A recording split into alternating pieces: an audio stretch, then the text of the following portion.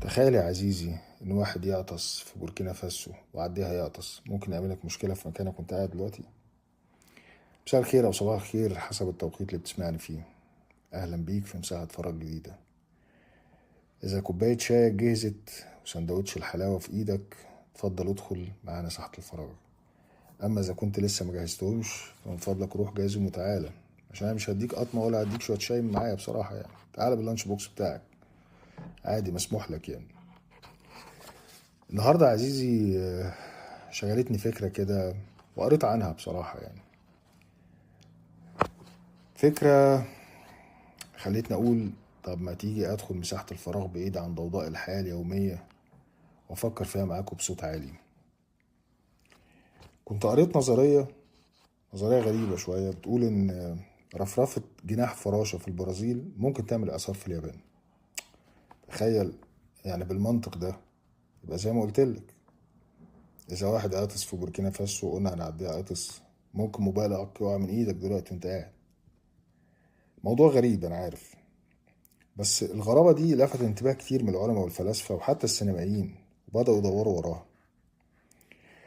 فالنهاردة يا عزيزي الفاضل هنتكلم عن نظرية الفوضى، أو زي ما الناس تحب كده تدلعها باسم أثر الفراشة. يعني فكرتها بسيطة بس أبعادها عميقة. فكرتها بتقول إن تفصيلة صغيرة ممكن تغير العالم كله. الفكرة بدأت في الستينات تقريبا على يد عالم اسمه إدوارد لورانزو. الراجل ده كان بيحاول يتنبأ بالطقس ويعمل نموذج يتنبأ بيه من الطقس. وهو بيعمل معادلات رياضية قال لك أنا عندي مدخل للمعادلة 0.506. طب ما تيجي نغير في في الرقم ده ونخليه 0.506127. ايه يعني اللي هيحصل؟ اتفاجئ ان نتيجة الطقس كلها اتشقلبت، كل التوقعات والتنبؤات اتغيرت. هنا لفت انتباهه انه تغيير بسيط جدا في البدايات ممكن يؤدي لنتائج ضخمة جدا في النهايات، واطلق على النظرية دي نظرية الفوضى. الفكرة بقى ان النظرية دي قلت لك لفت انتباه كتير من السينمائيين والعلماء وغيره، فخدوها بدأوا يتناولوها في افلام الفانتازيا تحديدا. وبدأت تقريبا من التسعينات، يعني في 93 كان فيلم جوراسيك بارك، كان فيه دور ممثل بيقوم بدور عالم اسمه ايان مالكوم، كان بيتكلم عن نظرية الفوضى. بيقول لك ان انت استحالة تتحكم في الطبيعة. يعني هو كان مخالف لفكرة الاستنساخ للديناصورات وغيره. يعني قال لك لان في نقطة مية على ايدك اي زاوية بسيطة ممكن تخليها صغيرة جدا، يعني تخليها تمشي يمين او شمال. تمام. وفي 98 سلايدنج دورز، تمام، اتكلم عن بطلة. يقول لك البطلة دي حياتها ممكن تتغير في لحظة إذا ركبت القطار، تمام، أو ما ركبتش القطار، مصيرين مختلفين تماما. يعني فكرة إن رفرفة جناح صغيرة وتغير المستقبل. في 2004 كان في فيلم اسمه ذا باترفلاي افكت.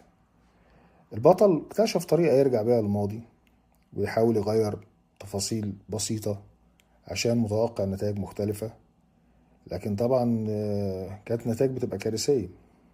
احنا برضه على فكرة احنا في مصر كان عندنا أغنية كانت بتقول لك فيها، يعني فيها مقطع كده بيقول لك قلة خلق طه فضيت لما ملاها، والله ده خلق طه جه كحالة عماها، فهو عمل زي المسألة دي يعني. وبرضه في عندك في 2008 كان في فيلم ذا كيرسس كيس اوف بنجامين بوتون. برضه كان في مشهد عبقري جدا، فيلم لبراد بيت، فيلم يعني من الافلام اللي انا بحبها لبراد بيت. يعني بيتكلم هو كان بيحب واحدة وهي كانت راقصة باليه، فعرف ان هي عملت حادثة وراح يطمن عليها في المستشفى. فهو قاعد في مساحة فراغه كده بيتخيل الأحداث، إن في موظف صحي من النوم متأخر 10 دقايق، فنزل ونسي ياخد الأمبريلا بتاعته في الأجواء الممطرة في نيويورك وقتها.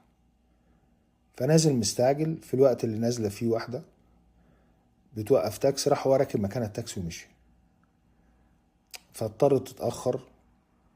في الوقت ده هي واقفة منتظرة تاكس، كان في سواق تاكس مفروض ياخد بريك ويشرب القهوة بتاعته، لما لقاها موجودة راح سايب البريك بتاعه وراح يوصلها لمحل الهدايا اللي هتاخد فيها هدية، هتاخد منها هدية كانت طالبة ان هي تتلف لفة كده شيك.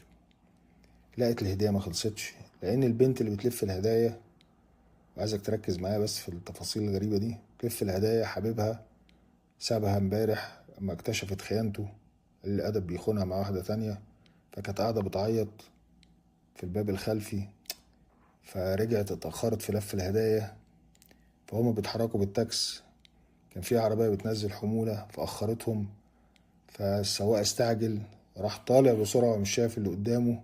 في اللحظة اللي البطلة اللي هي راقصة باليه طالعة من المسرح بتعمل باليرينا كده خفيفة، راح خابطها وقضى على مستقبلها. فهو قاعد بيفكر بيقولك أنا يعني لو تفصيلة صغيرة بس من دول اتغيرت كانت حبيبتي عدت عادي جدا. والمشهد المخرج بعبقرية جابه فلاش باك مع تغير المشاهد، وكان التاكسي هيعدي تمام قبل ما هي تخرج، فما كانش هيحصل أي مشاكل. حتى كمان في 2009 مستر نو بادي، الراجل ده بيقولك قرار بسيط جدا في حياتك كلمة نعم أو لا، احنا بنقولها دايما. تخيل ان ممكن كلمة نعم في ظرف من الظروف تغير مستقبلك تماما، وكلمة لا ممكن تفتح لك عالم موازي مختلف، فرص كتيرة مختلفة، علاقات إنسانية مختلفة. يعني حياتنا مش مجرد صدفة. هما طبعا بيناقشوها من البعد ده. احنا طبعا مؤمنين بان كل الامور بقدر الله سبحانه وتعالى، ومفيش حاجة بتحصل في حياتنا الا وليها قدر. ودايما انا بيعجبني مقولة لعله خير. طيب نرجع كده نفكر بقى بعيدا عن الفانتازيا والدراما. تخيل ان احنا كده ابطال في فيلم، والفيلم ده بيحصل فيه اثر الفراشة، بس طبعا لا في حد بينبهنا ولا موسيقى جانبية شغالة ولا مخرج يقول لك ستوب. تمام، لا احنا على طول حياتنا بتتشقلب في لحظات يعني ممكن انا اكون بعمل الفيديو اللي بعمله معاك دلوقتي لان فيه غزالة بتجري عايزة تاكل نبتة زرع، وقفت عليها فراشة فهي خافت فاتحركت كلا ديناصور، فعملنا الموبايلات وعملنا وقناة اليوتيوب ظهرت وبدأنا نشتغل مع بعض. يعني ما حدش عارف احنا وصلنا للنتيجة اللي احنا وصلنا لها دي بناء على أحداث احنا بنشوفها عشوائية، لكن هي سبحان الله هي مرتبة. فنصيحة يا صديقي، لما تبقى قاعد المرة الجاية وتشرب فنجان قهوتك وحد يخبطك بالصدفة وتنزل القهوة دي على هدومك والفنجان يتكسر، تخيل ان ده ممكن يمنع الشخص اللي في بوركينا فاسو انه يعطس وهنعديه يعطس فما يسبب مشكلة واعصار في اليابان. خليني اقول لك في حياتك، تخيل ان في بعض القرارات زي مثلا انا مش هنزل النهارده، ممكن حياتك تتغير. يجي لك تليفون كنت مستنيه من فتره، تمام، نتيجه ان انت قعدت في البيت، اتاخرت عن ميعادك فقابلت شخص صدفه فتعرفت عليه وبقى بيست فريند وصديقك صديق العمر، او قابلت فتاة احلامك في المكان اللي انت كنت رايحه، او انت قابلت فتاة احلامك وتبقى ساعتها النهايات سعيده. فانا بس عايز اقول لك ان احيانا احنا بنفكر او اغلبنا بيفكر ان في قرارات كبيره هي اللي بتغير حياتنا. بالعكس، في قرارات صغيره جدا بيتبني عليها سيناريوهات احنا مش مدركين ليها، وهي اللي بتكتب سيناريوهاتنا، او هي اللي بتكون قصه في السيناريو والاجزاء المشهد الكبير اللي احنا بنشوف في الاخر. يعني مثلا تخيل مدير قاعد في ميتنج مع الموظفين ومد الاجتماع 10 دقايق ربع ساعه زياده، فكان في عميل مهم جدا جاي يعمل صفقة كبيرة جدا، سأل على الموظف اللي هو جوه الاجتماع فما قبلوش، فالشركة خسرت كتير. ناس هتقول لك لا ده سوء حظ، لا لا لا لا، انا اختلف معاك. عادي احنا بنختلف في مساحة الفراغ زي ما احنا عايزين، اتفقنا يعني. ده مفيش حاجة اسمها سوء حظ وحسن حظ، لا لا لا، دي كلها اقدار مترتبة. تمام. احيانا الحظ هو الناس بتعتبره حظ حاجة عشوائية، لكن هي اذا اتفقنا اذا اعتبرنا ان الحظ فوضى فاحنا يبقى فهمنا الفوضى اصلا غلط. حتى في حياتك في البيت، اسرة في لحظة عصبية كلمة ممكن تهدي البيت، وكلمة تاني ممكن تدي دافعية وموتيفيشن وتفرق البيت. كلمة حنينة في لحظة معينة ممكن تخلي علاقة يبقى عمرها سنين. تمام. هنا ساعتها الفراشات تأثيرها كده جميل ورومانسي. تمام. وبيكسر حيطان وجدران الصمت وجدران الحواجز الإنسانية اللي بنبقى موجودة جوانا. كلمة واحدة ممكن تقولها لواحد، تمام، تغير حياته، تغير مفاهيمه. انت نفسك في حياتك الشخصية في قرارات اعتبرها أثر الفراشة. لو قررت في مرة ان انت خلاص انا يوميا الصبح اقوم اشرب كوباية ماء على الريق، او همارس شوية رياضة، حاجات بسيطة، او العكس انا هسهر ساعة زيادة، ساعتين زيادة، مش هنام في اوقات كويسة. تغيير بسيط في الروتين الخاص بيك اثره بعد سنين على صحتك وعلى حياتك هيبقى شكلها ازاي. فكر، ممكن القرار ده يفرق ما بين انت تكون شخص متوازن او شخص محطم بسبب اثر الفراشة. تخيل مثلا نشرت بوست على الفيس او على اكس، والبوست ده او الكلمة او الحكمة اللي كانت عاجباك دي وكتبتها وانت يعني كاتبها لانها عاجباك، زي مساحة الفراغ اللي احنا عاملينها دلوقتي. تخيل انت ممكن تغير تفكير شخص ازاي. ممكن الشخص ده يكون فاقد الثقة في نفسه او في الناس ويستعيدها. ممكن موقف بسيط على فكرة وانت ماشي في الشارع، واحد متعطل بعربيته تساعده وتزقه، الراجل ده يقولك والله ده الدنيا لسه فيها ناس كويسة. في حاجات بسيطة احنا بنعملها وما يعني زي اقول لا نلقي لها بالا يعني، لكن ممكن تكون هي دي بتمثل اثر الفراشة. الخلاصة ان احنا كلنا بنتأثر برفرفة جناح غيرنا. كلنا فراشات. زي ما انت بترفرف جناحاتك بأفعالك في الحياة فبتأثر في اللي حواليك وممكن حياتهم تتغير تماما، زي ما في ناس حواليك بترفرف جناحاتها فالتأثير بيرتد عليك انت وبيغير حياتك.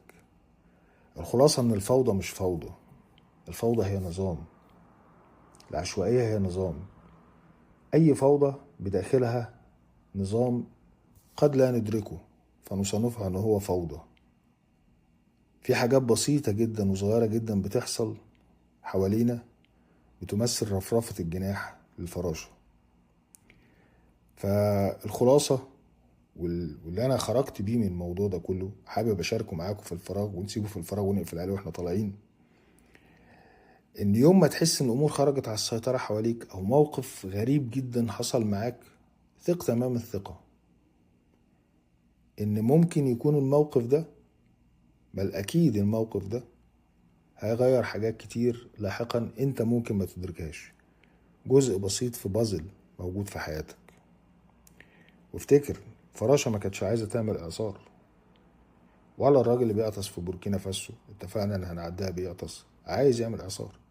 بالعكس، الفراشة كانت بتحاول تطير والراجل بتاع بوركينا فاسو كان بيحاول يعمل حاجة يعني. في النهاية انا شاركت معاكم فكرتي،